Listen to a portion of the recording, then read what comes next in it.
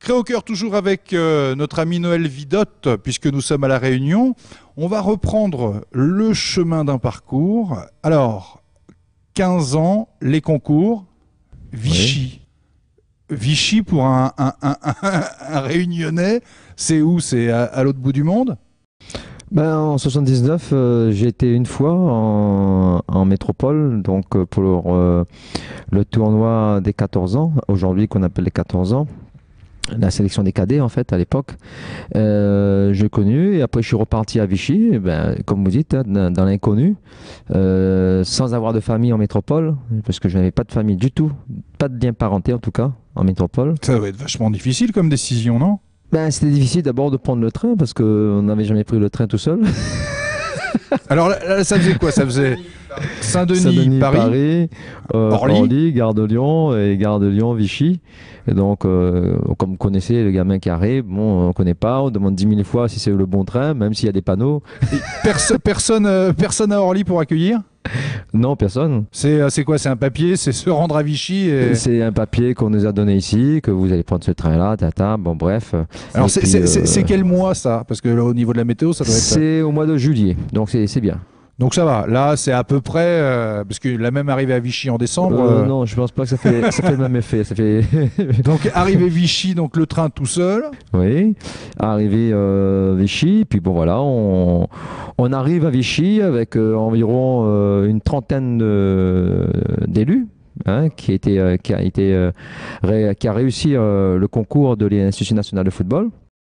Et puis on est accueilli par le directeur, quelqu'un de très connu en métropole, puisqu'il a beaucoup de stades qui portent son nom, monsieur Pierre Pibaro, hein, qui, je dirais, est un fondateur du football français, notamment avec Georges Boulogne, que je respecte énormément. Ce sont des grands monsieur du football, hein, et ce monsieur nous a accueillis en nous demandant si vous savez ce que vous faites ici, ce que vous êtes venu faire ici. Alors là, au moment de la question, qu'est-ce que vous vous dites? C'est pour faire footballeur professionnel. Il nous a dit, écoutez, non. Zut. Pas du tout. Vous êtes venu ici parce que vous êtes mauvais. On vous a refusé de partout. Donc, on vous a renvoyé ici. C'est la classe des cancres. Exactement. L'horreur. C'est-à-dire que 25 heures plus tôt, vous quittez la Réunion en vous disant dans 15 jours je suis pelé, et là on vous dit t'es un bon à rien. C'est clair et net. Hein. Et puis il a rajouté, donc ici il y a 3 mots qui fait la force de l'Institut national de football. C'est travailler, travailler et travailler. Donc là c'est réglé. À ce moment-là vous vous dites quoi? Il est où mon sac? Je reprends le train? Ou vous dites j'ai... Non, en tout cas pas moi. Hein, il y a eu quelques, bien sûr, sélections naturelles. Au bout de 2-3 mois parce que c'était vraiment très difficile. Mais moi non, au contraire, ça m'a forgé. Je suis quelqu'un qui aime bien l'adversité. D'accord. Alors combien d'années à Vichy? 3 ans à l'Institut national. Alors, et parmi les compagnons de Chambray, les compagnons de ces 3 ans, certains sont devenus pros, j'imagine, ensuite? Aujourd'hui, il y a 2 entraîneurs qui entraînent la première division quand même. Donc, Casanova, Alain, et puis notre ami Antonetti. D'accord, alors Casanova, Antonetti, ça devait être du sérieux déjà à 15 ans. Oui, exactement. On a une promotion de 5 Corses et qui sont devenus professionnels, et puis Casanova, et puis moi, on était 7 à avoir été professionnels sur 30. Quand vous les voyez aujourd'hui sur le banc, vous n'êtes pas étonné? Ils étaient déjà comme ça à 15 ans? Parce qu'Antonetti, c'est quand même une sacrée gueule. On était comme ça, on était 7 à vraiment avoir la force de caractère. Pour tenir, c'est quasiment obligatoire. S'il n'y a pas de force de caractère, vous rentrez vite. À ce niveau-là, je pense qu'on est dans l'obligation d'avoir un peu de caractère quand même. Ouais. Alors après Vichy, ça va être direction la Normandie, c'est ça? Le Havre. Oui, la Normandie, pardon. Je suis quand même un ancien Normand. je croyais que vous m'avez dit Mayennais. Non, désolé, j'ai mal entendu. Heureusement, la Normandie, la belle Normandie. Contrairement à ce que les gens pensent, je pense que la Normandie, c'était une belle région. J'étais bien accueilli par le HAC, le plus ancien club de France. J'ai eu cette chance-là de connaître le plus ancien club de France. Qui reste une terre d'accueil pour beaucoup de Réunionnais. Guillaume Moirot en vient. Hein. Disons que je ne dirais pas que je suis le doyen, mais en fait, j'ai poussé la porte parce que je suis le premier à avoir été professionnel au HAC. Et donc, je fais mon début là-bas, avec tout ce qui m'entoure, professionnel. Et puis après, j'ai fait le parcours de Nîmes Olympique avec, avec un peu de soleil. Et puis, où j'étais bien aussi. J'ai passé un beau moment agréable avec Monsieur Bousquet, en fait, Monsieur Cacharel, en fait. Et puis, je suis parti à Laval. Hein, ben aussi, qui est Tango, vous connaissez leur parcours en coupe.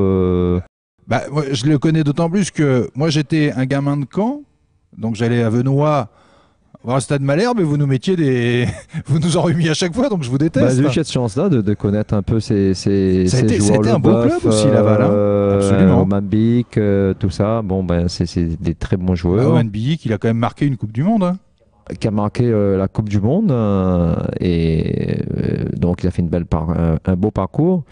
Donc, pareil, une belle région. Pendant cette période-là, la Réunion, vous revenez régulièrement? Non. Non, c'est des longues périodes sans revenir? Non, je suis très peu revenu. Les fois que je suis revenu, c'est de l'ordre de une semaine et demie, 2 semaines maximum. Mais moi, j'étais pas à Réunion les vacances. Moi, c'était profiter un maximum de l'Europe, voir l'Afrique du Nord, ou voir le monde, puisque j'étais voir ailleurs. Et puis, comme dans ma tête, je m'étais toujours dit que je reviendrais toujours sur l'île. Donc pour moi c'était normal. Donc là c'est 15 ans de vie consacrés au reste du monde, sachant que vous savez que vous revenez à la Réunion après. Voilà, c'est ça en fait. D'accord. Donc Laval. Et puis j'ai terminé au Mans. Voilà. Au MUC 72, qui aussi m'a plu, qui est un petit club à l'époque. Qui débutait, je dirais, quelque part, où j'ai terminé ma carrière. Alors, quel conseil vous avez envie de donner justement à ces gamins réunionnais qui, jouant sur les terrains, se disent « moi aussi, je serai professionnel, alors peut-être pas Pelé, je serai Ronaldo, je serai Messi ». Parce que raconter comme ça, l'histoire est belle, mais ça ne doit pas être simple vraiment tous les jours quand même. Ah non, non, hein, non. Faut avoir le cuir dur. Il y a des moments très difficiles. Il faut savoir passer Noël jour de l'an dans une chambre de, je sais pas, 7 mètres carrés, 6 mètres carrés. Pour un enfant de 17 ans, 16 ans, c'est pas si facile que ça je peux vous l'assurer. Mais après, il faut savoir ce qu'on veut. Ensuite, il faut pas se dire qu'on va être professionnel, parce qu'il y a trop de paramètres qui rentrent en jeu pour se dire qu'on va être professionnel.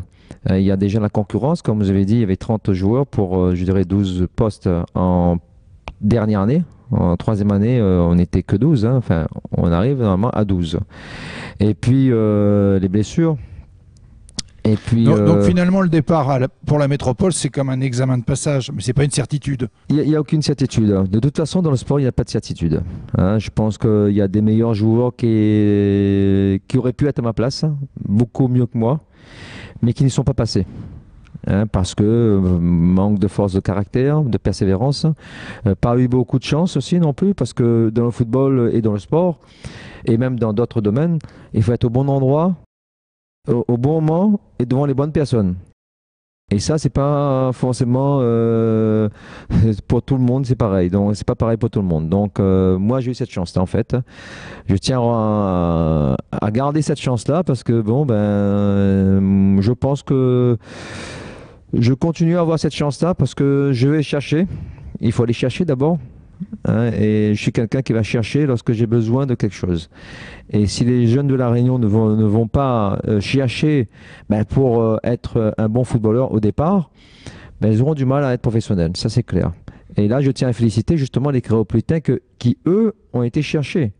Et encore avec plus de difficultés, parce qu'on prend l'ensemble des joueurs, il y a quand même pas mal de joueurs qui sont partis, qui sont revenus, ils sont repartis. Hein, Dimitri Payet, qui est parti, qui est revenu, Guillaume Moirot, qui est parti, qui est revenu, et qui a la chance d'avoir des parents qui suivent, la chance de retrouver un club, la volonté de vouloir y aller, de retourner. Donc cette chance-là, il faut aller chercher. Créer au cœur, c'est aussi ça. Voilà, c'est bien sûr c'est du talent, bien sûr c'est de la chance, vous l'avez dit, mais c'est surtout et avant tout du travail, de l'envie. Tous les hommes que vous verrez sur le terrain là dans quelques jours pour ce match des Créopolitains, n'oubliez surtout pas que derrière il y a beaucoup de travail. Noël nous l'a répété. Merci et on continue à se suivre.